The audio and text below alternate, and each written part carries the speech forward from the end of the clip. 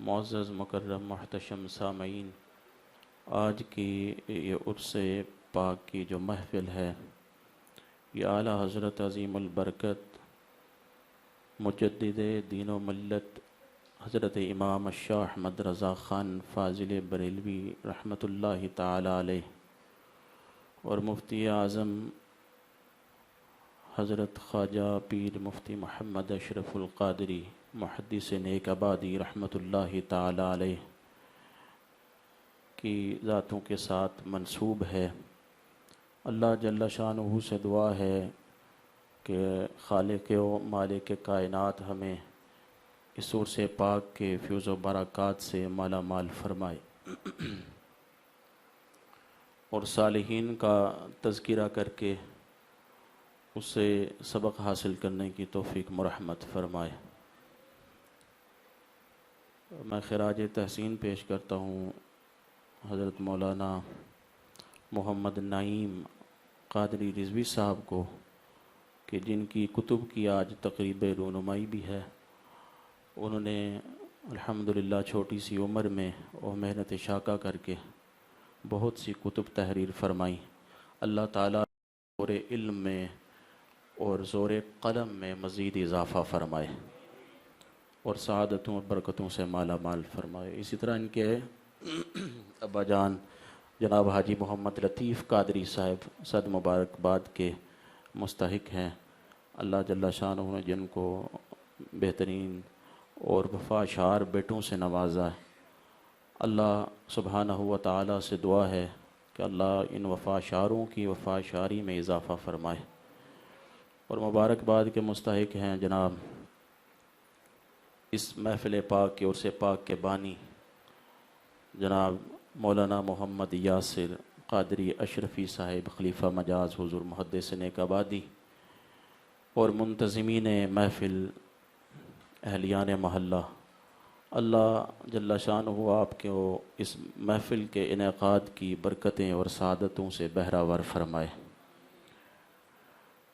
رب جل شانہ کلام مجید فرقان حمید میں ارشاد فرماتا ہے وما خلقت الجن والانس الا لیعبدون، کہ ہم نے جنوں اور انسانوں کو اپنی عبادت کے لیے پیدا فرمایا۔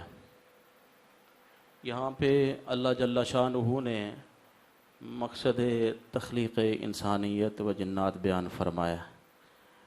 اگر پوچھیں کہ ہم کیوں دنیا میں آئے تو اس کا جواب یہ ہے کہ اللہ نے ہمیں اپنی عبادت کے لیے پیدا فرمایا، اور کوئی بھی چیز اللہ نے بے مقصد تخلیق نہیں فرمائی۔ ایک چھپکلی دیوار پہ چل رہی تھی، حضرت موسیٰ علیہ السلام نے بارگاہ خداوندی میں عرض کی کہ باری تعالیٰ چھپکلی کو کیوں پیدا فرمایا؟ تو رب جل شانہ نے ارشاد فرمایا کہ موسیٰ یہی چھپکلی مجھ سے پوچھ رہی تھی کہ تو نے موسیٰ کو کیوں پیدا فرمایا۔ ہاں جی، کوئی بھی چیز بے معنی نہیں ہے اس دنیا رنگ و بو میں، ہر چیز کی تخلیق کا مقصد ہے۔ اب چھپکلی جو ہے بظاہر دیکھنے میں بڑی نحس لگتی ہے، اور گھر میں اگر آ جائے تو شور مچ جاتا ہے، تو لوگ ڈرنا شروع کر دیتے ہیں، پھر اس کو مار کر ہی دم لیتے ہیں۔ مگر یہ چھپکلی بھی بے مقصد نہیں ہے۔ یہ چھوٹے جو کیڑے ہوتے ہیں نا جو تنگ کرتے ہیں آپ کو، ان کو یہ کھا جاتی ہے، تو یہ بھی اللہ نے کسی مقصد کے تحت اس کو پیدا فرمایا اور چھوٹے کیڑوں کو اس کی خوراک بنایا ہے۔ حضرت موسیٰ علیہ السلام کو بھی دیکھ کر تعجب ہوا کہ چھپکلی کو اللہ نے کیوں بنا دیا؟ لوگ بھی تنگ پڑتے ہیں، جس گھر میں چلی جاتی ہے لوگ پریشان ہو جاتے ہیں، اللہ نے کیوں بنا دیا؟ رب فرماتا ہے کہ تخلیق، ہر چیز کی تخلیق کو موسیٰ میں ہی بہتر جانتا ہوں۔ یہی سوال کر رہی تھی کہ اللہ موسیٰ کو کیوں پیدا فرما دیا؟ تو یہ پانی، یہ ہوا، یہ آگ اور یہ سب چیزیں یہ اللہ نے انسان کے لیے پیدا فرمائی۔ یہ آگ جو ہے یہ پکانے کا کام کرتی ہے، آپ ہانڈی پکانا چاہیں اس پہ پکا سکتے ہیں، اگر یہ پھیل جائے تو جلا دیتی ہے، جلا کر راکھ کر دیتی ہے۔ اور اسی طرح پانی جو ہے یہ ہماری پیاس بجھانے کے کام آتا ہے، پانی نہ پئیں تو موت واقع ہو جاتی ہے۔ اگر یہ پانی حد سے زیادہ بڑھ جائے تو سیلاب کی صورت اختیار کر لیتی ہے، جو بڑی تباہیاں مچا دیتا ہے۔ ابھی دیکھا آپ گزشتہ دنوں میں سیلاب نے کتنی تباہ کاریاں کی، اور پھر طوفان نوح جو تھا نا جی، وہ بھی پانی ہی تھا، وہ بہت بڑی مقدار میں پانی آ گیا اور پھر وہ اور اپنی تباہ کاریوں کو ساتھ لیتا ہوا ہر چیز کو بہا کر ساتھ لے گیا۔ تو یہ چیزیں، پانی، یہ آگ اور اسی طرح یہ ہوا ہے، اس کو ہم آکسیجن کا کام کرتی ہے ہمارے لیے۔ اگر یہ حد سے زیادہ بڑھ جائے تو آندھی بن جاتی ہے، آندھی اور طوفان جو ہیں وہ تباہیاں کر جاتے ہیں۔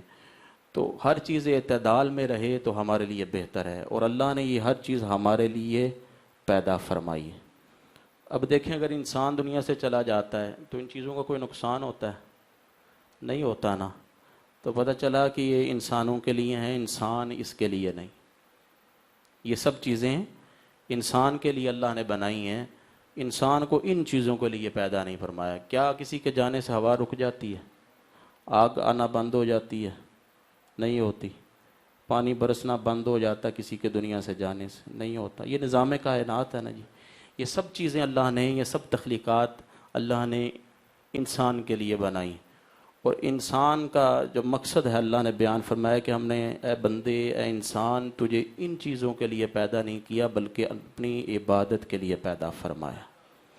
تو یہ وہ ہستیاں ہیں جن کا عرس رکھا گیا ہے، جنہوں نے مقصد زندگی کو پورا کیا ہے۔ ایک واقعہ آپ کے سامنے رکھتا ہوں۔ ایک بزرگ تھے، انہوں نے نا جوتا اتارا، پرانا ہو گیا تھا، جوتا اتار کر پھینک دیا۔ اللہ والے جو ہے نا، جو اللہ نے ان کو سماعت بھی بڑی عظیم دی ہوتی ہے، وہ سب کی باتوں کو سن لیا کرتے ہیں۔ جوتا اتار کر پھینکا تو اللہ نے جوتے کو زبان دی، کہنے لگا کہ اتنی بے قدری، میں نے اتنا عرصہ، اتنے سال آپ کے پاؤں میں گزارے ہیں، تو آپ نے مجھے پھر یہ عزت دی کہ اتار کر پھینک دیا، جب میں ٹوٹ گیا، اس قابل نہیں رہا۔ کہتے ہیں نا کہ چیز پرانی ہوتی جائے تو وہ بڑی قدر و قیمت کے لائق ہو جاتی ہے، اس کو سنبھال کے رکھنا چاہیے۔ تو جوتا بھی بڑا قیمتی ہو جاتا ہے۔ بزرگوں نے اتارا، پھینک دیا جی۔ تو اب وہ اللہ زبان حال سے وہ بولا کہ اتنی بے قدری، میں نے تو آپ کی اتنی قدر کی ہے، آپ کے پاؤں میں رہا ہوں اتنے سال، اور آپ جہاں پہ گئے ہیں آپ کے پاؤں کو کانٹوں سے بچایا ہے، میں نے کیچڑ آلود ہونے سے بچایا ہے، سب تکلیفیں اپنے اوپر لے لی ہیں، پتھر آئے نیچے چبھنے والے، وہ میں نے اپنے اوپر برداشت کر لی ہیں، اپنے آپ کے پاؤں کو تکلیف نہیں ہونے دی، تو اتنی بے قدری، میری کوئی قدر نہیں ہے۔ تو بزرگ کہنے لگے ٹوٹ چکا ہے تو میں نے تجھے پھینک دیا ہے۔ تو وہ کہنے لگے کہ میں نے اپنے مقصد کو پورا کیا کہ نہیں کیا؟ جوتا کہنے لگا بزرگوں سے کہ میں نے اپنے مقصد کو پورا کیا کہ نہیں۔ اصلاح کے لیے واقعہ سنیں۔ وہ کہنے لگا میں نے اپنے مقصد کو بتائیں پورا کیا کہ نہیں کیا؟ بزرگ کہنے لگے کہ ہاں بخوبی پورا کیا ہے۔ کہا کہ اگر میں نے اپنے مقصد کو پورا کیا ہے تو میں آپ سے بہتر، اور اگر اللہ نے آپ کو جس مقصد کے لیے پیدا کیا ہے اس مقصد کو آپ پورا کر رہے ہیں تو آپ مجھ سے بہتر، ورنہ میں آپ سے بہتر۔ تو وہ تھر تھرا گئے، کانپ گئے۔ تو یہ چیزیں جو ہوتی ہیں نا، چھوٹی چھوٹی چیزیں اور یہ چھوٹی چھوٹی باتیں جو ہیں، یہ انسان کے لیے بسا اوقات اصلاح کا باعث بن جاتی ہیں اور انسان راہ راست پہ آ جاتا ہے۔ تو انہوں نے پھر غور کیا اپنی زندگی پر کہ مجھ میں کیا کمیاں کوتاہیاں ہیں، کہ یہ جوتا کہہ رہا ہے کہ اپنی مقصد تخلیق کو پورا کرو، میں نے پورا کیا، آپ کیوں نہیں پورا کر رہے؟ آپ کو اللہ نے اپنی عبادت کے لیے پیدا کیا، عشاء کی نماز چھوڑ دیتے ہیں، فجر کی ترک کر دیتے ہیں اکثر اوقات، تو کیا آپ اپنے مقصد میں کامیاب ہیں؟ پورا کیا ہے؟ تو اگر تو پورا کیا ہے تو آپ مجھ سے بہتر، نہیں پورا کرتے تو میں جوتا ہو کر آپ سے بہتر، کیونکہ میں نے تو اپنی تخلیق کے مقصد کو پورا کیا ہے۔ تو یہ جو بزرگ ہستیاں ہیں نا، یہ جس مقصد کے لیے اللہ نے ان کو پیدا کیا، انہوں نے اپنے تخلیق کے مقصد کو پورا کیا۔ حضرت یاسر صاحب نے مجھے کہا کہ قبلہ والد گرامی کے بارے میں کچھ چند باتیں بیان کریں، تو اگر ان میں اصلاحی پہلو نہ ہوتا تو میں شاید نہ بیان کرتا۔ تو اصلاح ہے ان باتوں میں بھی۔ اللہ کے جو بندے ہوتے ہیں، برگزیدہ لوگ ہوتے ہیں، ان سے ہمیں بڑا کچھ سیکھنے کو ملتا ہے، اور اللہ نے بڑی عزتوں اور شرف سے ان کو نوازا ہوتا ہے۔ تحریر کے میدان میں دیکھ لیں آپ، تصنیف کے میدان میں دیکھ لیں، تقریر کے میدان میں آپ دیکھ لیں، تدریس کے میدان میں آپ دیکھ لیں، الحمدللہ کوئی بھی تبلیغ اور اشاعت کا، ترویج کا کوئی بھی میدان ہو، الحمدللہ انہوں نے خالی نہیں چھوڑا۔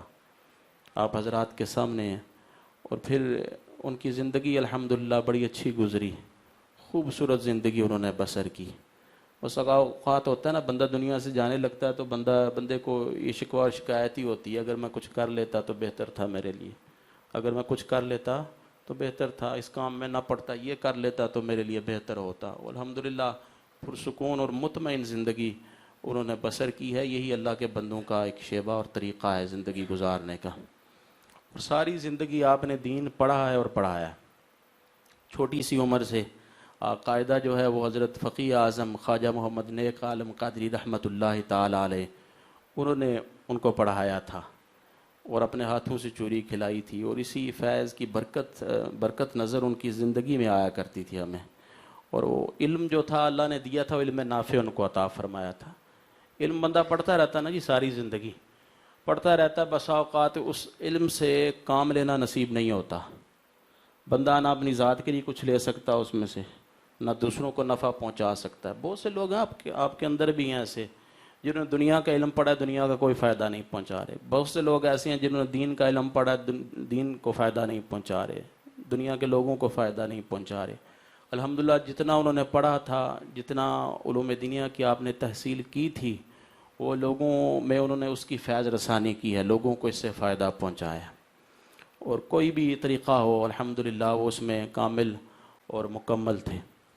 بچپن سے دین کی تعلیم حاصل کی، 14 سال کی عمر میں، اور 14 سال کی عمر سے بلکہ پہلے آپ نے یہ درس نظامی جو پڑھا جاتا ہے، 8 سال کا درس نظامی، پہلے وقتوں میں تقریباً 10 سال کا ہوا کرتا تھا، اب آپ جانتے ہیں۔ اور کتب جو پڑھائی جاتی ہیں نا اب درس نظامی میں، اس سے زیادہ کتب جو تھیں وہ پرانے درس نظامی میں پڑھائی جاتی ہیں، اب چھانٹی کر دی گئی ہے کتب میں، اور سلیکٹڈ کتب جو ہیں وہ رکھی گئی ہیں درس نظامی کے سلیبس میں، کورس میں۔ لیکن جو پرانا درس نظامی تھا وہ اب آپ جانتے ہوں گے، جو مذہبی حلقے سے تعلق رکھنے والے ہیں، کہ وہ بڑا لمبا درس نظامی ہوا کرتا تھا، اور 20 سال تک جو تھے نا لوگ علماء جو تھے وہ پڑھا کرتے تھے، 18 سال 20 سال 15 سال تک۔ تو اب تو بڑا شارٹ کٹ ہو گیا، 8 سال پڑھو تو بس ٹھیک ہے، عالم دین بن گئے۔ تو انہوں نے الحمدللہ 14 سال کی عمر سے پہلے مکمل درس نظامی پڑھ لیا تھا، مکمل کر چکے تھے وہ اس چیز کو۔ اور اس کے علاوہ افتاء کی تربیت جو تھی حضرت مفتی احمد یار خان نعیمی بدایونی رحمۃ اللہ تعالی علیہ سے آپ لے چکے تھے 14 سال کی عمر سے پہلے۔ 14 سال کی عمر میں آپ نے اپنا پہلا فتویٰ جو تھا وہ تحریر فرمایا تھا، اور پھر یہی ذوق علم ان کا بڑھتا گیا، اور ہم نے اپنی زندگی میں جب بھی انہیں دیکھا، پڑھتے ہوئے دیکھا، دن ہو یا رات ہو، وہ مطالعے میں مشغول رہا کرتے تھے، کتاب سے ان کو محبت تھی بڑی، کتاب سے ان کو بڑا پیار تھا، اور یہ دین کے علم کی برکت تھی اور دین کے علم کا فیض تھا، جو الحمدللہ آج بھی آپ لوگوں نے انہیں یاد رکھا ہے، اور آپ اچھی باتوں میں انہیں یاد کیا کرتے ہیں۔ تو بیمار ہونے سے کچھ دن پہلے 500 صفحوں کی کتاب الحمدللہ انہوں نے پڑھ کے مکمل کی تھی، بتایا تھا گھر میں کہ میں نے 500 صفحے کتاب ہے، یہ میں نے آج پڑھ کے مکمل کر لی، اور چند دنوں کے بعد پھر وہ بستر مرگ پر چلے گئے تھے، لالت میں مبتلا ہو گئے تھے۔ تو ان کا جو کام ہے وہ الحمدللہ یاد رکھا جائے گا۔ فتاویٰ جو انہوں نے تحریر کیا ہے بہت بڑا ضخیم فتاویٰ ہے، اور اس کی الحمدللہ کمپوزنگ اور پروف ریڈنگ ہو رہی ہے، اور کچھ آنے والے وقت میں انشاءاللہ تعالی وہ منظر عام پہ آئے گا، تو پڑھ کے آپ کو اندازہ ہوگا کہ الحمدللہ کتنا انہوں نے کام کیا ہے۔ بعض لوگ ہوتے ہیں نا جی کہ وہ بیان کرتے ہیں اور مسئلہ بتاتے ہیں، لوگ اس کا اثر نہیں لیتے۔ یہ ان کی شخصیت میں ایک بڑا خاص اثر تھا کہ جو بھی مسئلہ وہ بیان فرمایا کرتے تھے، جو بھی بات وہ بتایا کرتے تھے، لوگ اس کو سمجھا کرتے تھے اور اپنے دلوں میں اتار لیا کرتے تھے۔ یہ بھی ایک بہت بڑی بات ہے، یہ ہر بندے کے نصیب میں نہیں یہ چیز آتی۔ اسے یہی کہہ سکتے ہیں ھذا من فضل ربی، کہ میرے رب کے فضل سے ہی یہ چیز ممکن ہے۔ اولیاء کرام کی توجہات اور اولیاء کرام کی دعائیں ان کے شامل حال، اور پشت پر کوئی ہو نا جی انسان کی، تو پھر بات میں بھی بڑا اثر ہوتا ہے، وہ بات بھی بڑا اثر رکھتی ہے۔ ایک چھوٹی سی بات آپ کو سناتا چلوں کہ یہ کتنا معنی رکھتی ہے۔ یہ پیچھے اولیاء کرام کا ایک بہت بڑا گروہ ہو، اور بہت بڑا ایک بڑی ایک جماعت ہو، اور جس کے ہاتھ میں ہاتھ آپ نے دیا ہو، اور وہ پیچھے سے باخبر رہتے ہیں الحمدللہ۔ ایک بکری تھی نا جی، اس کے پیچھے بھیڑیا لگ گیا، وہ دوڑتی دوڑتی جنگل میں، اب وہ کیسے بھاگے، وہ بھاگ نہیں دیتا تھا، وہ اس کی سپیڈ بہت زیادہ تھی۔ وہ اچانک آگے گھاٹی آئی اور نیچے گہرائی تھی، تو اس نے نیچے دیکھا، نیچے کیچڑ تھا، اس نے کہا مر تو ویسے بھی جانا ہے، کیچڑ میں کود جاتی ہوں۔ بکری کیچڑ میں کود گئی، تو بھیڑیے نے بھی پیچھے ہی چھلانگ لگا دی۔ اب وہ بڑا وحشی تھا، وہ کہتا نہیں چھوڑوں گا، جہاں پہ مرضی چلی جائے۔